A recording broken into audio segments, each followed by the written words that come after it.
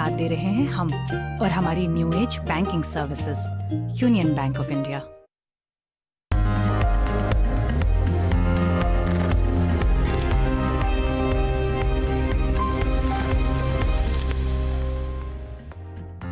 Welcome back. You're watching Indian Open right here on BloombergQuint Live. Asia today is trading fine for itself, in the green as much.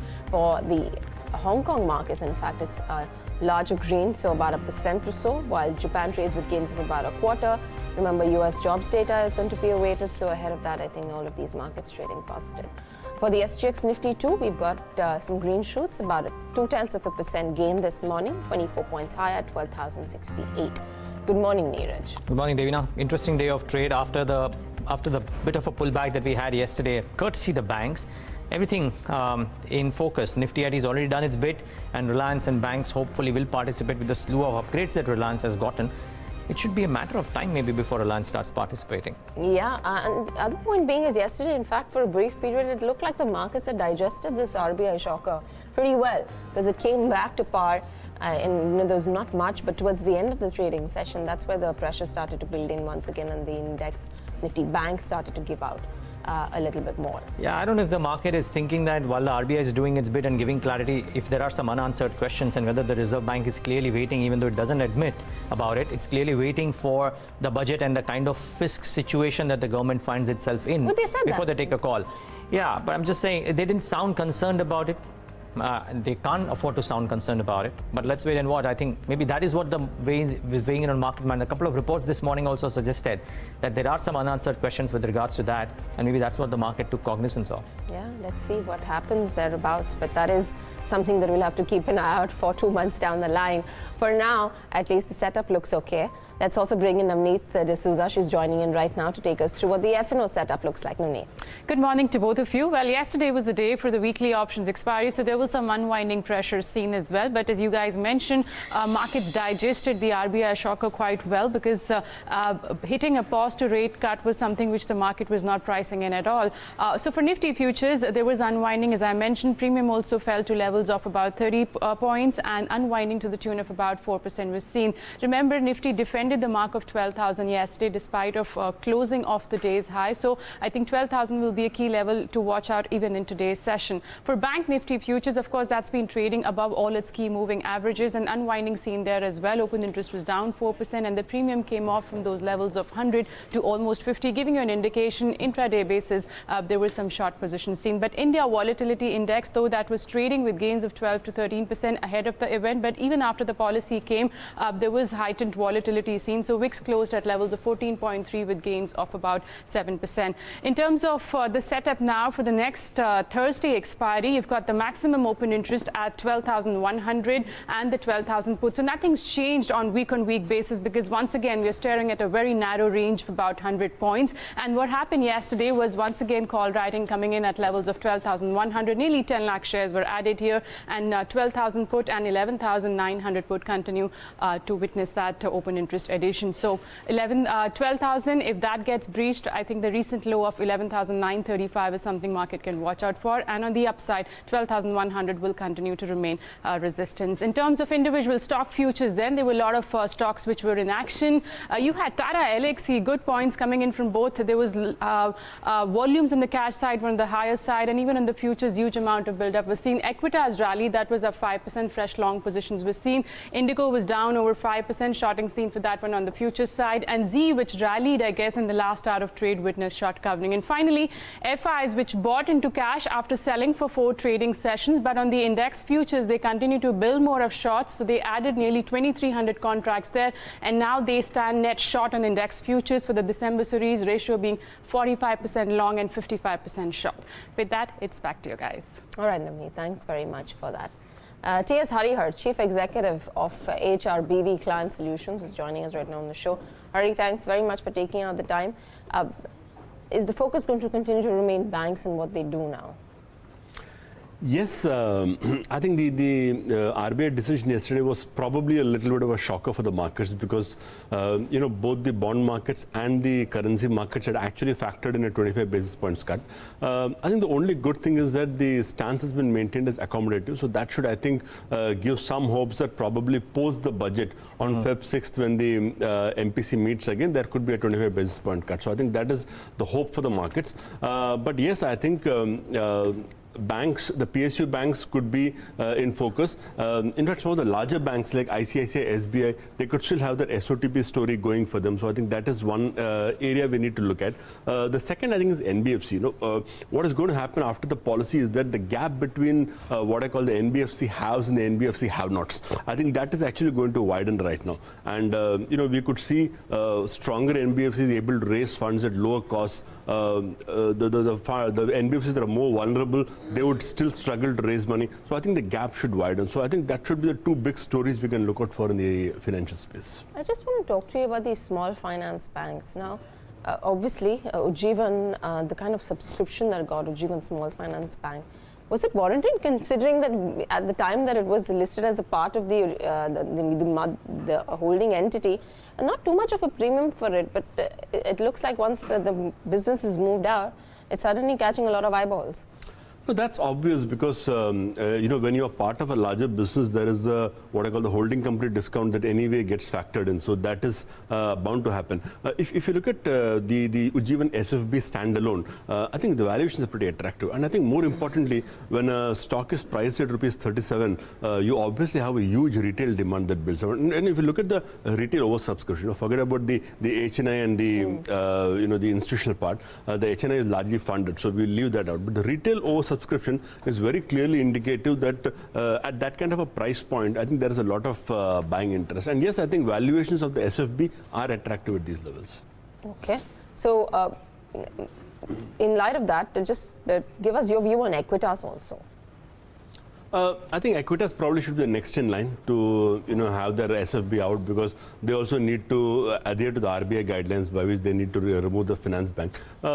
We have been a little more comfortable with Ujjivan compared to Equities. Because Equities, the sole business is there. So once they bring out their small finance it will be a business, pure holding company. Yes, there will be nothing else left. Again, see, in terms of if you compare the SFB of Equities with the SFB of Ujjivan, the asset quality of Ujjivan SFB is much better than the asset quality of Equities SFB. So definitely, I don't think they should get the same valuation. And given a choice, we would always prefer something like Ujjivan SFB compared to Equities SFB. Okay. The other corrective move that we're seeing on a relative basis is between Axis and ICICI Bank. Now, do you reckon this is largely on account of the overhang of the Sooty stake sale in Axis Bank? And once that is out of the way, if and when, there could be a catch-up move played by Axis versus ICICI. The last 3 months, Axis is up 12%, ICICI Bank is around 30%. I don't think it's too much of the Sooty impact because Sooty impact has been there for the last 18 years. So it's nothing new. Yeah, but is in the talks right now that it might happen anytime soon? Yeah, but see and if not, so let me rephrase. If not that, then why this underperformance? As I said, the underperformance is more because of what I call the SOTP impact. And if you look at ICICI, they have a listed ICICI Lombard, they have a listed ICICI Pru Life. That was not being factored, unlike an HDFC, which was getting the benefit of both these into the parent company. More importantly, what has happened is I think ICICI Pru AMC today, if you look at it, they have an asset under management of close to about 3.5 lakh crores, which is slightly lower than HDFC. Now, HDFC AMC has got a valuation of about 80,000 crores today. And even if you assume that there is a 20% discount to ICICI Pru AMC, you're still looking at a 65,000 crore asset, which is not being fully factored in the ICICI price. Now, because of the overhang of the top management, the asset quality, I think the value of the SOTP is not getting factored. So I think unlike ICICI, Axis doesn't have much of an SOTP to talk about. Their asset management business is much smaller compared to ICICI. They don't have much of an insurance business worth talking about. So I think the clear differentiation today is not so much about Sooty, but I think it's more about the SOTP valuation that ICICI is getting. Okay. So, and since you're on the topic now, the AMCs have seen a bit of a pullback, HDFC AMC too because of the OFS, but RNM2 has come off. Yeah. They're priced very expensively, at least HDFC AMC is. But would you be a buyer here or would you wait for a lower level which may or which may not come? See, clearly at the kind of valuations HDFC is quoting on, HDFC AMC is quoting at, I think it's about 19 or 20 times the assets under management, or 20% of assets under management, and the norm for any acquisitions is about 8 to 9%. So clearly, I think there is a big element of overpricing as far as HDFC AMC is concerned. We are not a buyer, but I think one thing we need to understand is that today there is a shortage of that particular asset class in the market. So there are only two players. But I would believe that UTI is coming very soon. Probably the next 1 year SBI is coming, and at the earliest ICICI should also come. So once I think the top 5 or 6 names come, the valuation should get into a more reasonable band. But I think at these levels we won't be buyers on HDFC AMC. What have you made out of JSPL now? The two big news that drove the stock up higher are now taking a backflip. The stock itself saw a big correction in the dying moments of trade. Do you feel that now it's time to probably hands off? We have been off the stock for quite some time, but I think the clarifications that came out on the mining front about 3 or 4 weeks back, that should have ideally been positive for the stock. But as I always keep saying, people ask me, what do you prefer in the entire steel space? And I say I prefer Tata Steel only because I have more faith in the Tata Group than the Jindal Group. So that is probably more of a management decision that we tend to take. But yes, I think JSPL, in my view, does look underpriced, considering the fact that there is a very major mining-related issue which has gone in their favor. So I think definitely underpriced, but whether it will take a bottom at these levels is slightly hard to say. All right, the stock saw, however, a big correction that came into, I think, last 5 minutes of trade or something is when the stock actually corrected quite meaningfully. But, we come back to you, Hari, and talk a lot more about your own preferences. But it's time now to go across to our research team to find out what's buzzing this morning in terms of specific stocks that are there in the news and the kind of reactions they could see. And then All Cargo and Gati, where All Cargo Logistics is looking to pick up stake in Gati. I'll start off with you first, Nikki, on some stocks and news. Sure, a couple of them. I'm going to address Yes Bank first, where there is a long-term issuer rating downgrade coming in from Moody's. It expects that the potential stress assets and the low loss observing buffers added to that will add to the pressures to its funding and liquidity position. Apart from that, we're looking at RBL Bank, where the QIP issue has been closed. The bank has allocated 5.7 crore shares at a price of around 351 per share, which indicates a discount of 4 to 5% as compared to the previous market price. And Bajaj Finance has not participated in this one. VST Tillers Tractors, there's a monthly update out there where the sales have dipped by 41% for the month of November, and tractor sales too individually, they've come down by 10%. Apart from that, we're looking at Wellspun Enterprises. So, it's forayed into a new division out there. The promoters have acquired majority stake in One Industrial Spaces. It's acquired stake in Integrated Real Estate Fund, which is focused on warehousing sector as such. And with this, the company marks an foray into an industrial warehousing market. So do keep an eye out on this one, though the amount is undisclosed at this point of time, but it marks an entry in a new product line altogether. Let's talk about the deal now of All Cargo and Gati. Well, the All Cargo board has approved acquiring 19.4% stake in Gati for nearly 178 crore rupees. So how the company will be doing this? Well, it will acquire 8.5% stake from the promoter at a share price of 75 rupees per share, which is at a premium of nearly 14% to yesterday's closing price. While the remaining, that is close to 10.9%, the company will get it via preferential issue of equity shares at the same price, which means that there would be some fund infusion coming in Gati. Now, as the company's All Cargo's stake in Gati will increase to close to 19.4%. It will also have to make an open offer to the public shareholders, which is doing at for the 26% stake of public shareholders at the same price, that is 75 rupees per share. Now, the All Cargo management is expecting all these transactions to complete by March 30th, 2020. Now, post this acquisition, All Cargo will gain management control in Gati and thus an entry into express distribution, which is lacking its portfolio currently. On the funding side, if you see, All Cargo will acquire close to 45%, which is including the open offer at close to 420 crore rupees. Now, All Cargo already has plans to raise nearly 195 crore rupees via NCDs, while the remaining it will fund via a mix of external debt and internal accruals. Now, as of September 2019, if you see, All Cargo's net debt and net debt to equity stood at close to 520 crore rupees and 0.27 times. And post this acquisition, will increase to the net debt will increase to 1,000 crore rupees, while its leverage ratio, that is net debt to equity, would increase to 0.44 times. All right, guys, thanks very much for that. So watch out for all of those stocks and the reactions this morning as we set up for trade. Hari, you track All Cargo and Gati, and what do you make of this deal? Not much of Gati, but yeah, we do definitely track all cargo, and I think as far as the acquisition is concerned, all cargo is already a national player, so definitely it gives them an additional footprint, and Gati is a very strong south player, so probably it gives them a much stronger footprint as far as south is concerned. I'm just wondering though, despite the small, but I know you don't track Gati, but in typical such acquisitions, when there's a premium of 13% barely to the current market price, do you think that there'll be a material reaction on the stock, or will it be subdued? No, not much. I think Gati historically had its own problems, so I'm not sure how much of a premium they would really command. So I think a 13% premium to me looks par for the course. Par for the course. Let's see if Gati has some Gati within its sales today, or does it kind of stay lackluster in the session? Some attempt, Friday humor. Let's see how it goes. There's a set of other stocks, Devina, which I thought were interesting for the session today. While we had all cargo and Gati being one, RBL Bank, and the fact that they have managed to raise the funding.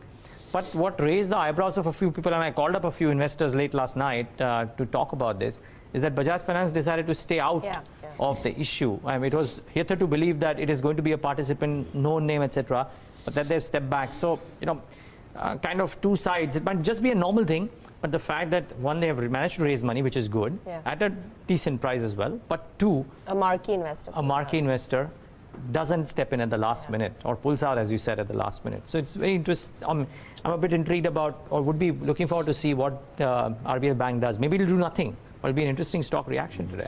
Yeah. What do you make of this, Hari?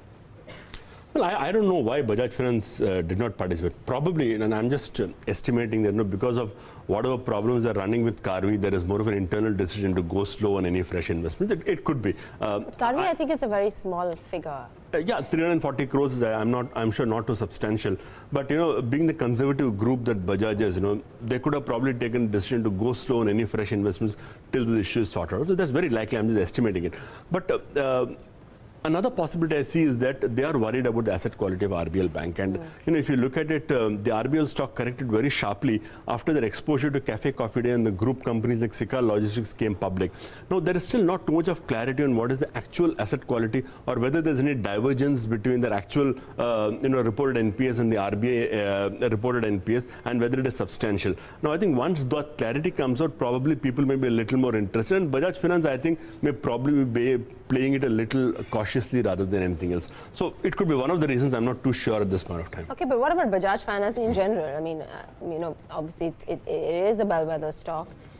It's got the investors. It's been sturdy so far in this entire turbulent period.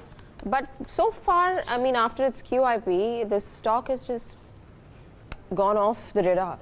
No, I think largely it's a problem of overvaluation.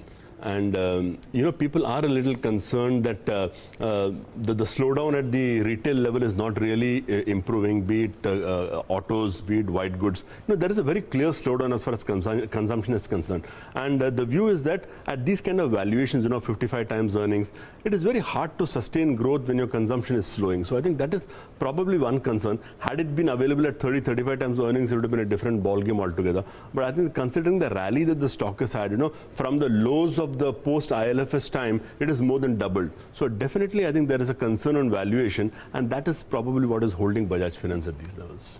I think the other interesting one, and Hari, the other interesting one, that a piece that we did on First Word today was on Interglobe Aviation and SpiceJet, and the scores that Samit assigned based on internal parameters, of course, but how, despite this promoter issue, Interglobe Aviation might still have a small edge over SpiceJet. The only, or the one negative factor though, is for both the airlines, and usually this is a very high season for air traffic, but this time around, because of rising costs and falling yields, it may not turn out to be as good a month, and maybe that is what is also reflecting in the stock price. Interglobe Aviation 6% down yesterday, SpiceJet at 107 from highs of 145. It's not been a very great last 3 months for either of these two names. And add to that, SpiceJet is still going big on capacity expansion. They're getting in, they're taking in more fleet. Yep. And you know, Indigo, on the other hand, has reduced its guidance for capacity growth. No, there is a reason on Indigo reducing, because I think as per the latest order by the DGCA, for whatever new planes they add, they need to kind of push out one of those 737 engines. So I think the net addition to fleet in case of Indigo is not going to be substantial. That is probably what I think SpiceJet is trying to focus on. I think what SpiceJet probably sees is that between now and the next 1 year, when Indigo is struggling to actually add capacity, SpiceJet sees a potential. You know, Jet Airways is out of business. You know, Air India is struggling. They're starting a lot of these smaller Middle Eastern routes also. They announced one to Ras Al Khaimah. So these are these smaller routes that they're also adding to their overall. Yeah, I think Spice is trying to become what something like AirAsia was to the Southeast Asian region. You know, they connect a lot of very godforsaken places and at very, very reasonable kind of rates. So I think they are trying to position themselves something on those lines. But in my view, I think they are seeing this as an opportunity to probably improve their market share vis-a-vis Indigo. Okay. Now, I just want to draw viewers' attention to the graphic dashboard that we have on the Bloomberg terminal, which we'll try to bring for you on Bharti Airtel, the stock. And let me just go across to our video wall and try and show you about this. Now, just look at what's happened to Bharti Airtel on the consensus ratings, the premium versus peer, which you can argue would be the case. So that shouldn't be a problem. But more importantly, the price and the differential. So 447 is the current market price. It may still be cut by S&P, but there are a number of brokerages which have come out and started giving a higher target multiple and a price on Bharti Airtel as a stock. This morning we had HSBC raising the target to about 540 on Bharti Airtel, and my guess is that the consensus numbers for Bharti Airtel would go up. Look at this. The current price is 447. The consensus 12-month target price, which may not have taken into account the latest upgrades, a couple of upgrades that have come in, is still at about 495 with 26 buy calls, 2 hold calls and just 1 sell call. So there is clearly, since the last few days, because of that uptick in the fares, or not fares really, uptick in the tariffs, there has been a bit of a consensus building towards Bharti Airtel. The only question, only question that I don't have an answer to is that whether some of it or all of it is already in the immediate price, and maybe, just maybe, Bharti Airtel restarts a rally of sorts after a bit of a consolidation, because Devina, Hari, frankly, the last few weeks, 2 or 3 weeks, these stocks have done only one thing, and that is go up. I remember the AGR announcement, and the stock was at 330 or 335, that correction from there all the way to 457. It's not been a small rally. Yeah, and the fundraising activity, and you know, them creating a sort of a war chest to make sure that all these uncertainties that come its way can be tackled with the least amount of stress. Probably that's something that's aiding the stock as well. But where does it go from here, Hari? It's already at those you know, highs. How much more upside can there be? No, it could go higher, and you know, I would agree with the kind of consensus view that is emerging, because see, a couple of things. You know, we'll come to the fare hike later. But firstly, the biggest uncertainty that was kind of clouding Bharti was the AGR thing. I think now the markets are reconciled that they have to pay. You know, whether it is 25,000 crores or 30,000 crores, whatever is the issue. And the spectrum fee, they have got a moratorium anyway of 2 years. So I think spectrum fee is not an immediate concern.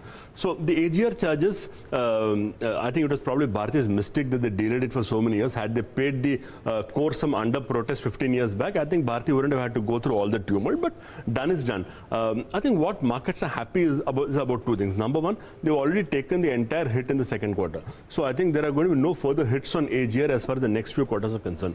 Number 2, there is a doubt of whether they could be able to raise the money. I think that funding has been done through the Airtel bond. So I think $4 billion should be more than sufficient to take care of the entire payout. So you know, the 2 basic issues are handled. Secondly, if you look at the rate hike or the tariff hike, I think they have done the tariff hike very smartly. If you look at the breakdown of the tariff hike, they have literally hit people who are giving them substantially lower than their ARPU. So if their ARPU is about 125 per user, the hike of 15 to or 40% has actually hit the people who are giving them lower than that ARPU. And people who are giving substantially more than the ARPU, they've actually seen no difference. So what happens is that the person who pays probably let's say a 50 or 60 rupees per month, he goes to 80, doesn't really feel the difference. But at a macro level, I think it makes a big difference for Airtel. So I think, in my view, all the three telecom companies have done a very smart pricing, where the impact on a per user basis is not going to be great, but at a combined level, I think the impact is going to be big. So I would believe that if you combine tariffs and if you combine the end of AGR uncertainty, definitely I would believe 500 plus looks on the cards for Bharti. But where? Is there a time frame that you have in mind? See, I think whatever should happen very fast. Very fast? Yeah, because I think if you look at the 50% rally on the stock, it happened in about 3 weeks. So I think the momentum right now is in favor of the stock. So whatever happens is to happen very quickly. I can't not talk about a Polycab and what it did in yesterday's session, considering that the stock is at life highs yet again. And, the stock listed somewhere closer to 630 in the month of April. From there, actually, it went to lows of about 520. And from there, it's doubled. So you can see that kind of run-up the stock has seen in the last 6 months, 71% higher. Hari, what? Frankly, I don't really look at the stock too closely, so I wouldn't be able to. So it's in the same basket like Havells, but Havells has a slightly more diversified portfolio. I know. I think they're more into wires, but frankly, I don't look at the stock too closely. So. No, but the interesting bit, Devina, has something, and just before we get to our special segment, Bloomberg Edge, the interesting thing is the valuation differential that still exists between Polycab and Havells. Yeah. Havells is still, compared to Polycab, very expensively priced, and therefore, I don't know if the market would take a look at that, and is taking a look at that, and which is why, despite the run-up, such a sharp uptick in the stock yesterday. So Havells hasn't done too much, but Polycab continues to find traction, and it's now starting to look like a proven performer of sorts. Anyways, we'll talk more about this, getting our experts on the technical side as well in moments from now, but it's nearly 8:50, so time for a special segment, Bloomberg Edge, so we should do that first.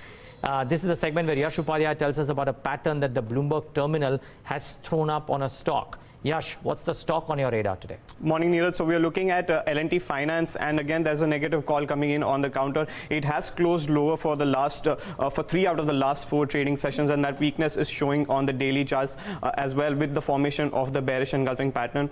As you are aware, bearish engulfing pattern is basically a 2 candlestick chart formation, wherein there is a large red candle following a green candle or a bullish candle, where the body of the second candle completely engulfs the one ahead of it. The larger is the size of the second candle, the higher is the evidence of a top forming, and you don't need further confirmation. Now, more than the bearish engulfing pattern forming on the charts, like I mentioned, the evidence of a top forming, so where it forms is more important, and we are seeing it form at levels of almost 120. We saw a similar setup happen in the month of June as well, when the price actually touched the mark of around 125 or 130, and then we are again seeing this pattern. 3 out of the last 4 trading sessions have been weak for the counter. We saw a big drop of almost 3% in yesterday's day of trade, with volumes too being moderately high, and that is indicating that there is a significant amount of weakness in the counter. But that is as far as the daily charts are also concerned. Moving on to the longer term charts and on the weekly time frame, what we are seeing is that at higher levels, again, the RSI has given a negative divergence. So at the mark of 60, it has given this big divergence, and the last 2 times that this has happened, we've seen the similar formation has happened. We've seen the price come off. So in the month of June 2018, when we had the RSI top off at the mark of 60, the stock went down from the levels of almost 180 to 120. Again, in March of this year, it went from the levels of almost 155, 160 to as low as 120 again, and we are seeing this same setup happening once again on the weekly time frame. So multiple factors indicating that there could be further weakness in the counter. Keeping a strict stop loss at around 120, 121, one could look to go short in L&T Finance. How well has this worked in the past, Yash? So Devina, the bearish engulfing pattern has worked fantastically in the past, because 4 out of the last 6 times, with the 7th one being the current one, it has managed to fall anywhere between 5.5% to 6% on a closing basis over the next 1 month period. All right, Yash, thanks very much for that. Harihar, I'm just going to take a few viewer queries that have come in on a few stocks, and if you have any comments on them. The entire shrimp feeds business and Avanti feeds, and the kind of run-up that all of these stocks have seen, is that likely to continue according to you, or do you think this is time to book out? I think across Asia there seems to be an increase in demand, and most of the demand for the shrimp feed seems to be coming from Asia. And I think despite some of the most stringent quality norms prescribed by countries like Japan and Korea, I think the shrimp demand seems to be increasing. So I would believe that the rally, at least in the more established name like Avanti Feeds, I think should continue for now. Do you believe that there's more scope for Godrej Agrovet also to do its bit, or otherwise? See, what's happening in a lot of these branded names is that the more established groups seem to be gradually getting a bigger premium. Now, if you look at, let's say, a Hindustan Lever, a Godrej Agrovet, Britannia, I think they seem to be getting a much better kind of a response to the market than probably compared to a Dabur or Americo. So I think the what I call the group brand impact seems to be having a larger impact on most of these FMCG stocks. And lastly, I want to talk about Biocon. Obviously, trastuzumab now being launched in the US. It's a big market, $3 billion market just in the US. 33% profit share deal that they have with Mylan. Yes. Do you think that's factored in? I don't think so. I think the stock to me looks underpriced. It did correct substantially if you look at it in the last 6 to 7 months. So I think this particular news is yet to be factored in a big way. I agree that it has rallied quite a bit in the last couple of weeks. But I would believe that considering the sharp correction in the last 4 or 5 months, there could be still a lot of steam left in the stock. Okay, let's get in some technical opinion and derivative opinion as well. Shubham Agarwal, CEO at Quantsapp.com with us on the show. Shubham, good having you. Thanks much for joining in. What's your approach to trade this morning, Shubham, after the volatility of yesterday's session? Hi, good morning, Neeraj. If we look at the Nifty data, Nifty very clearly has been forming a wedge. So on the downside, it is well protected around the area of 11,950 to around 12,000. But if you look at the derivative data, even though we don't have a lot of shorts that are getting built, so there's no short in the system, but still mixed data is there on the derivative front, which is indicating that we might just consolidate for some time. So I think the strategy on the index should be that if any pullback happens, then buy on dip should be the strategy that one should adopt. So roughly around 12,000 is the buying area on the Nifty futures. If we do see a pullback, one should use that as a buying opportunity. 11,950 will be the stop loss, and eventually we would expect a target of 12,200. Okay, so use any dip towards 12,000 as a buying opportunity. Gaurav Bissa, AVP at LKP Securities, also here with us on the show. Gaurav, what's your call on the indices? Good morning. If you talk about the indices, the trend has been good. We are seeing some amount of consolidation, but then that again is a healthy sign of a strong uptrend. And if you look at the option data, 12,000 put again commands the very strong OI concentrations that can act as a support area. If you consider Nifty as well as the Bank Nifty, the more interesting at this point in time would be Bank Nifty, not the current price of 31,700, but any dip towards 31,560, 31,580 can be a good buying area. Keep a stop of 100 points on the upside. 32,000, 32,200 is what I would be expecting. So a strong bounce back can be expected. And if at all we see Bank Nifty moving towards the level of 31,565, 70 today on the spot side, then today itself we can see levels of 32,000. So for me, that's a very strong index. We have seen some consolidation happening in the private banking names, and if they start performing, that can really give a strong push. For me, it's a buy on dips for both the Nifty as well as Bank Nifty. If we compare with Nifty, Bank Nifty is the one I would be going with today in today's trade. Okay, so prefer Bank Nifty over Nifty there. Let's keep it with individual stock ideas as well. Gaurav Bissa, let's start off with you. The first recommendation I would recommend today is Mindtree. We have seen a strong consolidation happening in the last few days. Now we are seeing a good breakout sort of happening. OI addition is also quite robust, and we are seeing some buying emerging in the option data as well. So in my opinion, we can see a strong momentum going ahead. It can head towards 800. One can keep a stop of 750, buy futures for target of 795 to 800. Second recommendation would be buy on MFSL. Now this is a very classic example of stock coming out of consolidation, stock coming out of a strong downtrend as well. The consolidation that I'm talking about, it was between 400 to 460. We saw a strong breakout. A lot of OI was seen getting built. Volume participation was huge, and now we are seeing the stock near a crucial level of 525, 530. If this particular zone sustains, then we can see a strong move towards even levels of 600. That can be a positional target, but for a 1 or 2 day perspective, only keep a stop of 522, buy for target price of 545. Okay. Shubham, your stock ideas? So if you look at the Nifty placement, I think uptrend is what we are expecting. So a couple of buy calls with that. The first call will be a buy on HUL, and if you look at the medium-term chart setup there, the stock gave a very strong move. And recently we have seen a pullback happening, and now the stock is putting at a very important support, and we expect a mean reversion to happen. So HUL is a buy. A 2060 strike call option can be bought for a target of 42 rupees with a stop loss at 26. And the second buy call is a buy call on BloombergQuint. And if you look at the momentum yesterday, we did see a breakout happening where after a very long consolidation, a breakout was followed with some of the build-ups happening on the derivative data as well.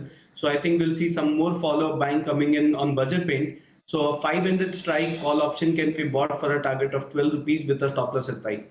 Okay, so liking a few stocks out there. Shubham and Gaurav there. We've got about a minute and a half left to go for market pre-open.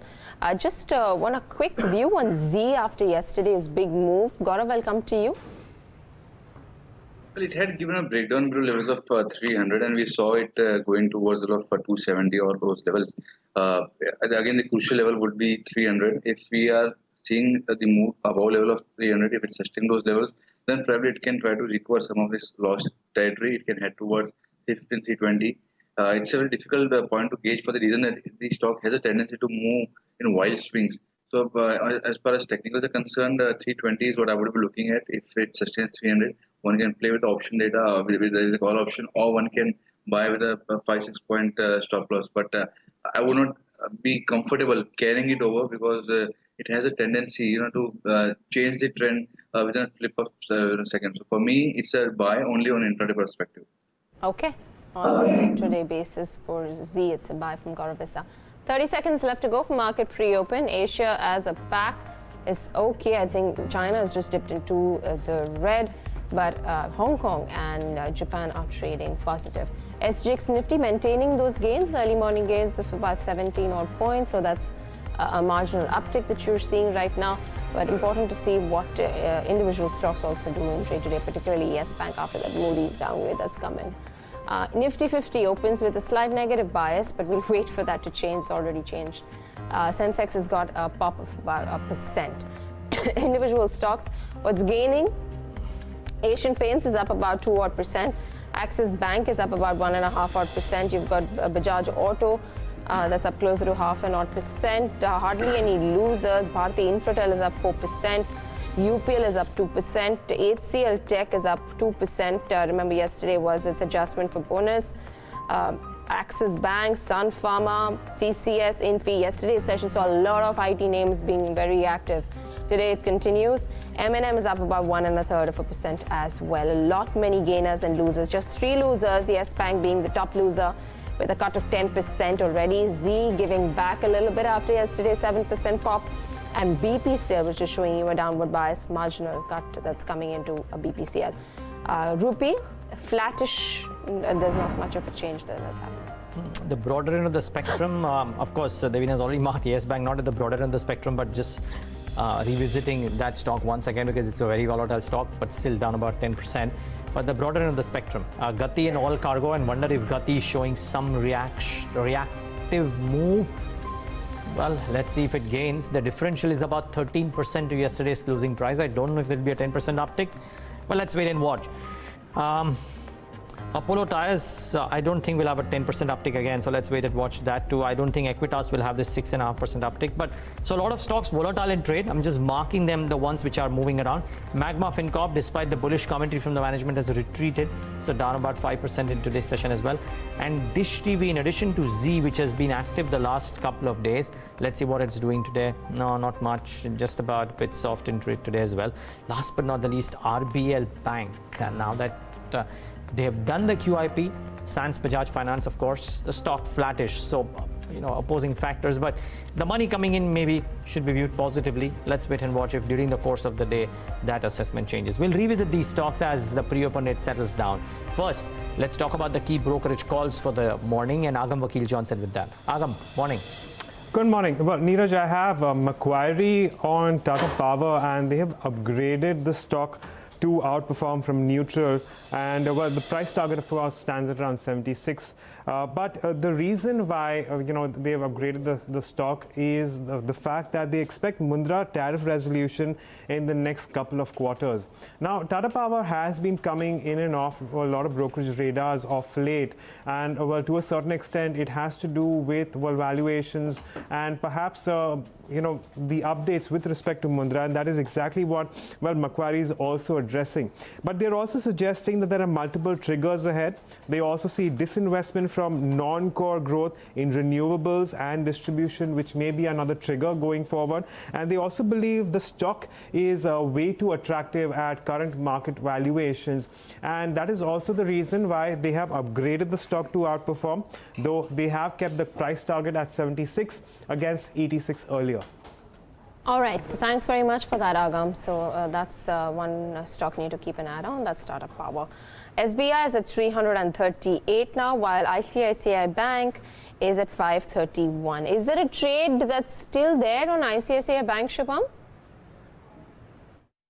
So if you look at the relative outperformance of ICICI Bank, very clearly, from the entire banking space, this has been outperforming.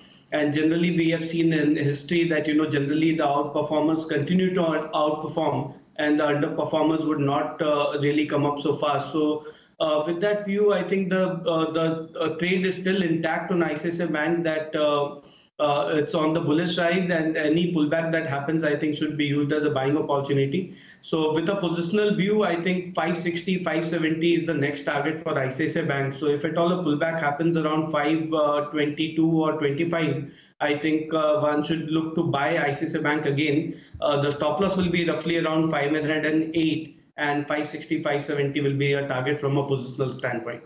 Okay. The other stock, obviously, that I want to talk about is Godrej Properties. I think end September is when it hit its high of about 1115. Since then, and post its quarter two results, there's been continuous selling pressure, which brought the stock down to levels of around 850 odd. And now it's sideways. The last 6 trading sessions or 7 trading sessions, the stock has moved in literally a 10-point range. Shubham, Godrej Properties, what do you expect? So if you look at Godrej Properties, for the past, in the past, that correction that we have seen from roughly around 1000 level to 850, that actually broke down from a channel which was intact since roughly around October 2018 till the recent past. So I think a breakdown has happened on the chart on the medium term scale, and the recent 7-8 days consolidation is just a continuation pattern to that, and we might again see a fresh breakdown happening. So I would avoid this stock for any trade for now, but positionally I think 800 and lower should be the target for Godrej Properties. Gaurav, Bissa, a couple of stocks, Mass Financial and Whirlpool, which were trading near life highs yesterday. How do they look on the charts?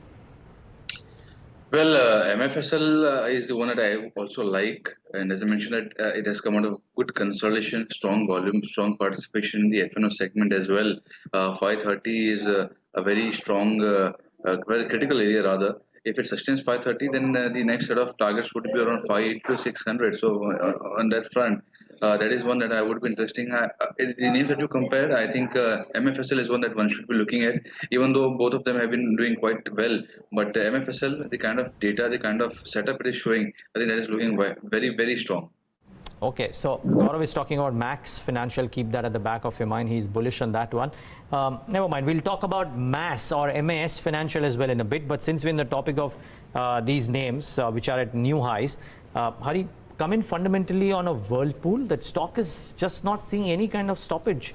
Continues to rise. In fact, last few quarters, the growth has been phenomenal, and that's probably what is holding the stock up.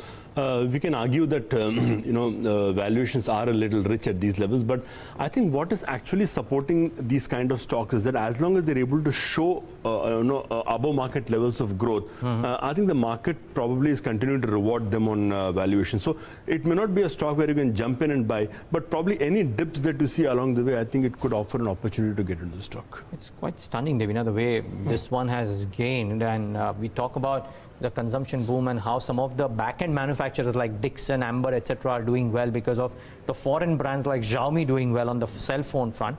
But Whirlpool is no mug. I mean, 75% YTD. Yeah, but white goods, remember we had that conversation at least a few months ago when we were at the peak of this whole consumption slowdown. I think it was Chroma and Vijay Sales management. Yeah, who said that people are buying white goods? They're buying white goods. They're not really holding back, so they're not witnessing that much of a slowdown. And probably that's the reason why you are seeing the products getting pushed out. And it's showing for Whirlpool too. Yeah, showing for Whirlpool for sure. I mean, we haven't seen maybe necessarily all the others. I don't know. Again, I might stand corrected here, but if we bring out Voltas as a stock, and again, premier white goods manufacturer, but I don't know if Voltas is at the same gains. Okay, it's not at a bad run, let's put it that way. 3 months, about 10%. Whirlpool has just been on a roll, which is quite unreal. Shubham, you want to come in on this one? I mean, how do the positions look here? How do the charts look here? Would you go out and buy it at these elevated levels? So Whirlpool, yes, it has been a good performer, and if we see the recent move, it was able to sustain above its previous swing high of 2300, and I think that should be treated as a breakout. And even though the stock has run up, so obviously the reward to risk might not be that favorable, but I still feel that one should look to go and buy Whirlpool. The stop loss is a bit far away because the stock has already run up. So 2250 roughly is where one should keep a stop loss, buy on any dip that happens in Whirlpool, and eventually we would expect a target of roughly around 2600. So the stock placement is quite lucrative, but I think buying on temporary decline should be the strategy in Whirlpool. Okay, so Hari, before we thank you for the day today, one name or one idea that you are either looking to buy or buying right now or watching out for? I think from a trading perspective, clearly it's going to be Bharti. We spoke about that some time back also. I think tremendous momentum in favor of the stock, and as I said, whatever is going to happen in the short run. So on the long side, we're definitely positive on Bharti. Hari, thank you so much for taking the time out and being with us today and giving us your thoughts on a variety of stocks. Watch out for Bharti Airtel. That is one stock that Hari likes from a fundamental perspective, and he believes that there might be traction in the very short term. 5 minutes left for the markets to kickstart trade. Let's tell you all that you need to know to stay ahead in trade today. First up, the Reserve Bank of India issues guidelines for on-tap licensing of small finance banks. The minimum capital requirement is raised to 200 crores from 100 crores. Moody's has downgraded Yes Bank's long-term foreign currency issue rating by 2 notches to B2 from Ba3. The board of All Cargo Logistics has approved the acquisition of 19.4% stake in Gati. Bloomberg News first reported about this deal in the month of September. RBL Bank has raised about 2,025 crore rupees through a QIP. The price of 351 rupees per share is a 4% discount to Thursday's close, but Bajaj Finance did not participate in the issue. BST Tillers power tiller sales fell 41% in November, while tractor sales fell 10%. Lastly, Mahindra & Mahindra has acquired 36.6% stake in Meru Cabs for about 44.7 crore rupees. Well, I don't know if Gati is showing as much gains, but All Cargo is certainly reacting, so do watch out. Gati should also come up on your screen, just about 1%, so nothing too dramatic. As we discussed earlier, that for a 13% uptick, you don't know how much, but well, this may well change, but do watch out. I'm interested while the trading calls in Yes Bank are difficult because of it being in the ban or otherwise. The one in JSPL could be interesting, Devina, because the last 2 days it's just come off quite rapidly. Gaurav, Bissa, quick thoughts here. JSPL, would you attempt to trade it or would you rather leave it alone? It has a support at 135, which was the previous breakout level, but at these levels I would wait for some time, at least for 5-10 minutes, to let the news also settle down. There were some reports that we can see some more pressure sort of. But if it manages to hold above levels of 135, 136, then buying a call option would make more sense, because then you don't tend to lose too much, even if it falls another 10%. So for me, buying a 150 call option would be interesting, or 145 call option for that matter would be interesting if you get a dip towards the level of 135, 136. Okay, Shubham, Agarwal and Edelweiss, the stocks now at 122. So Edelweiss, if we look at most of these stocks from the broking space, the medium term chart setup is not that lucrative, even though we have a short-term pullback. So with a very, very strict stop loss, I think a trading bet is only thing that is possible here. So I wouldn't recommend buying in the portfolio, but only for traders who are looking to make profit from 2-3 days price momentum. I think they can look to go ahead and take a buy trade here. The stop loss for the long trade will be roughly around 114, and I think this pullback can extend to the level of 130 on Edelweiss. Okay. Harendra Kumar, Managing Director, Institutional Equities at Elara Capital, is joining us. Harendra, we have just a quick comment from you before we head into market opening, and then we come back for a more detailed discussion with you. How are we set up according to you, and the events that have played out over the last few weeks or sorts? Has it changed the market perspective? So I think one context is that the market is missing is that the GDP print is no longer material. I think what's coming is the market has priced in 6 months earlier this deceleration in the GDP. But why the markets are trading at new highs is because the conversion of every rupee of sales to the PAT has gone up because of the corporate tax rate cut.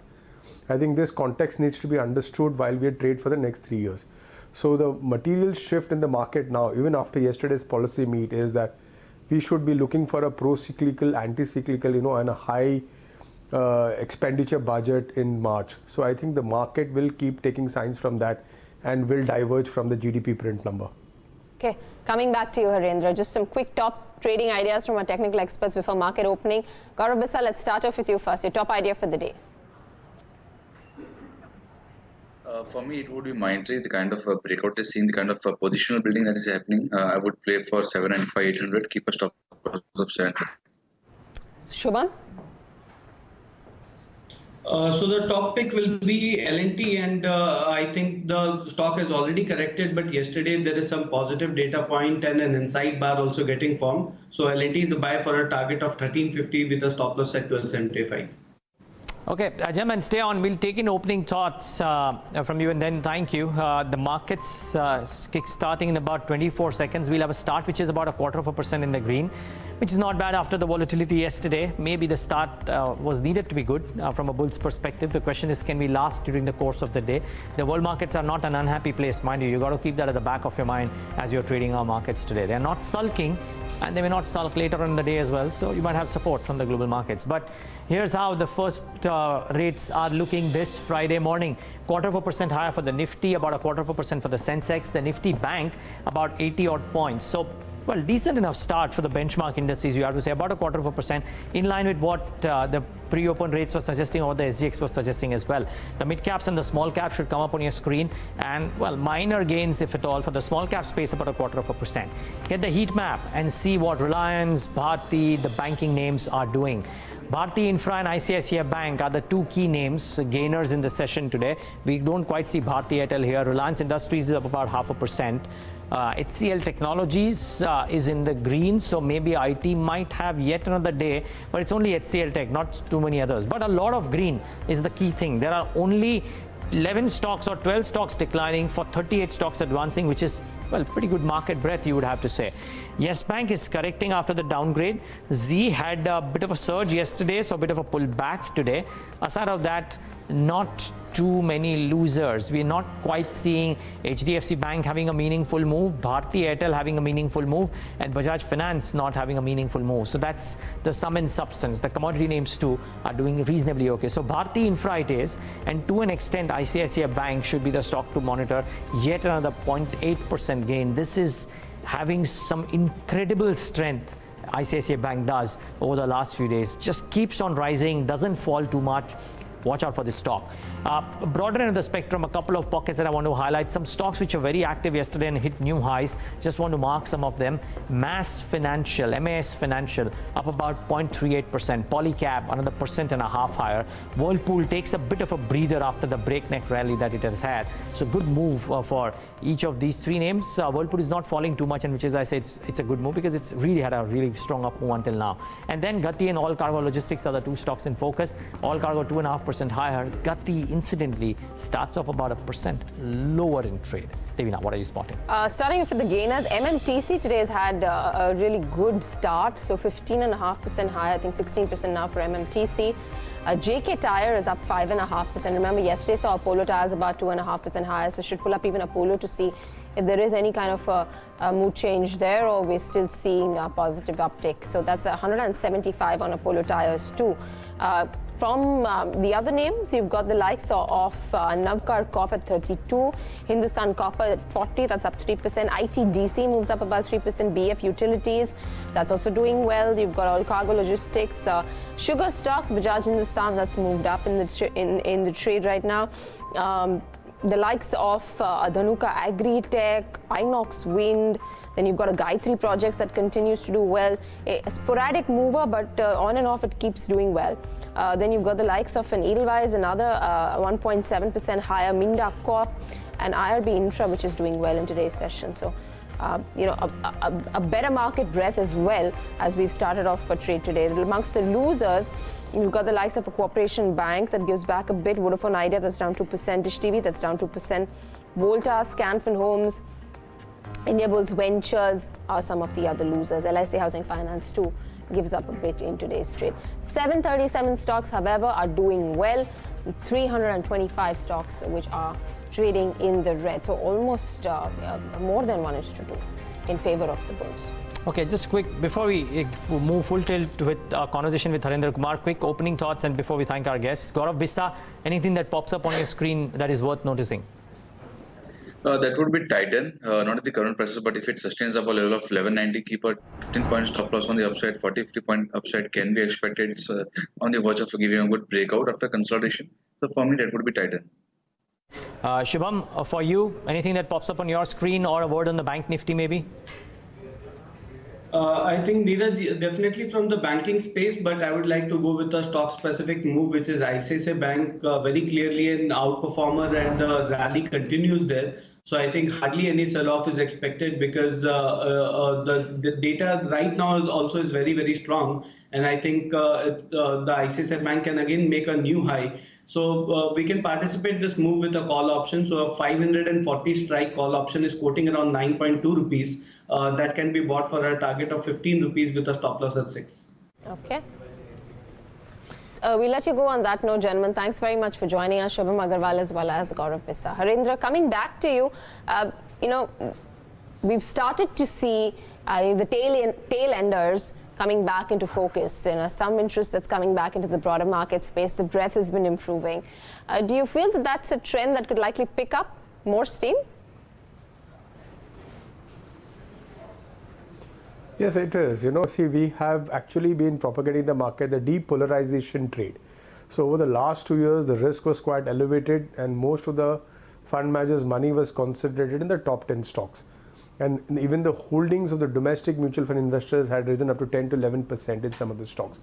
So clearly, as we go into the second term of the incumbent government and where, some measures will be taken to alleviate the risk or reduce the risk, the money flow will go into the rest of the stocks. So currently this depolarization trade is underway and it will continue for at least 2 to 3 years. So expect a very strong mid-cap and a small-cap rally in the next calendar year. That would be our prognosis. Okay. And while obviously you may not be able to break it down into the kind of sectoral performances that the smaller names have, like you do for large cap names, where exactly can one identify these pockets of interest? If it's in terms of specific stocks, businesses are growing well, do we start looking at the earnings performance and what has continuously been giving you good returns in terms of the earnings and then start picking and choosing from there? Absolutely. I don't think it's so difficult. I think that you start right up the pecking order is the financial space. So if you see the numbers for corporate earnings over the next 3 years, it is going to be led by banks. And not so much at the operating level, but much due to the write back of profits because of lower NPAs or recoveries. So there is a sharp acceleration in earnings for financials that is corely on the banks and especially in the PSU banks. So I think that will continue to rally. Secondly, I believe with the previous guests you were talking about the NBFCs. So for the NBFCs, the risk is quite elevated and currently they are in a liquidity jam. I think they should ease off over the next 3 years. not so much on the medium term. So over a 3-year period, people who have NBFCs/brokerages should tend to do well and possibly give 50 to 60% returns from here on. Obviously, the waiting period is a little longer, but it's a sure trade. I think third and fourth most important is, of course, real estate. We are nearing the end of a very bad bear market in the real estate space. Commercial has already picked up and inventory has peaked out. So you should see that inventory slowly should come off and rates to start to rise. So on a cyclical terms, you have a lot of sectors that one can focus and realign their portfolios. And power would also fall in there. So we just spoke about 4 sectors which are counter-cyclical trades and will look to do well in the next cycle. And that will form a large part of a depolarization trade from here on. Okay. Harendra, the belief that real estate would turn a leaf is one thing. You know, we've been talking almost 3 days out of 5 on this show at this time. We speak about real estate because somehow everybody seems to be finding favor in that pocket. My question is, what proportion of your portfolio would you allocate to this sector? Let's say somebody is willing to keep a portfolio for 3, 4, 5 years. Would it be disproportionately large, or would it be just a small addition to the portfolio and then test waters? I would not say it should be disproportionately large. It's more of though it is a structural play, given the size of the sector that it's compressed, it will be more of a stock specific name that you would put up. So for anybody who's running a mid-cap portfolio, it would possibly comprise 10% of the portfolio. If it's an individual investor, it could change. But yes, it should form a part of your portfolio because given the way that the tailwinds or the way the sectoral setup is beginning to turn. You have seen stocks, who are showing good returns, be it Godrej Properties, or Shobha is also talking about good numbers. There is Brigade as well. So selectively, the market has consolidated and looking at a future outlook. So it's a sure shot trade for a 3-year view. How you want to play it depends on your size of your portfolio and your risk appetite. Okay, well, sure short play. Okay, just to get this clarity, would you play on the landowners and the executors, or maybe let's just differentiate between pure play real estate developers versus companies with a sizable rent yielding portfolio? So the embassy REITs, maybe a DLF, maybe a Prestige, etc. Which bucket do you think might find more favor with the institutional investors and therefore higher multiples? See, the commercial has obviously been priced into a level, but my guess would be it would be residential with ready inventory and very strong micro markets. So it could be Bangalore and Mumbai. So these are the 2 segments where you focus on, where per capita incomes are rising and inventory can go off the table very, very fast as the cycle turns. So with low interest rates and no fresh inventory coming in, I think these are where the possible trades lie. Okay, the other pocket that you should watch out for, by the way, viewers, just keep in mind, just want to mark a few names. Bajaj Finance is now northwards of 4,000 yet again, 4024, so it's up about 1%. And today we're seeing both HDFC Bank and ICICI Bank move up in trade. So just keep that at the back of your mind. The well-performing financials, Harendra, do you find favor there? Now I'll classify ICICI Bank as 1-2, which has been doing well, versus the ones which haven't quite participated as much. Where do you think the market will make a beeline for the next 12 to 24 months? SBI for sure, because I think the valuation arbitrage between the private banks and the largest public sector bank is quite wide now. So I think that needs to be appreciated and recognized, that SBI in terms of technology, in terms of delivery is right up there. A lot of intrinsic value in subsidiaries sitting, and plus you have the huge tailwinds from right back of loans or recoveries, plus the comfort on valuation. At a forward one-time price to book, I think this is the cheapest stock, quality stock out there. So I think there is a earnings as well as a multiplier that could play into the stock. So as you track the ICICI Bank run, one should also track SBI. That would be our strong recommendation. Okay. What about auto, Harendra? We've just about seen the numbers coming about. They're not probably as bad as they were a few months ago. They have been picking up, but now you'll start seeing the favorable base effect as we move into the next year. What's the sense now for autos? our internal view is that things have not turned. It could get worse before it will get better. So I don't think we should be, looking at that space at the moment for any alpha generation. So at best, it could have bottomed out, it could languish. But, a separate cross-section of the market would be definitely outperforming autos at this given point of time. So we're not aggressively looking out there or bottom fishing at the moment. So there are no trades or investment ideas at the moment there. What about a commodity play? Is that something that interests you?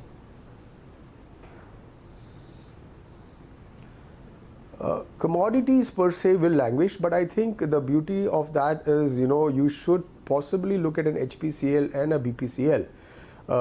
Given that the government is going in for a large disinvestment program, and the wedge between BPCL and HPCL has widened, and if BPCL gets sold at a significantly higher value, conversation on HPCL will start to run. It's too early in the day to speak about it, but clearly there also value resides.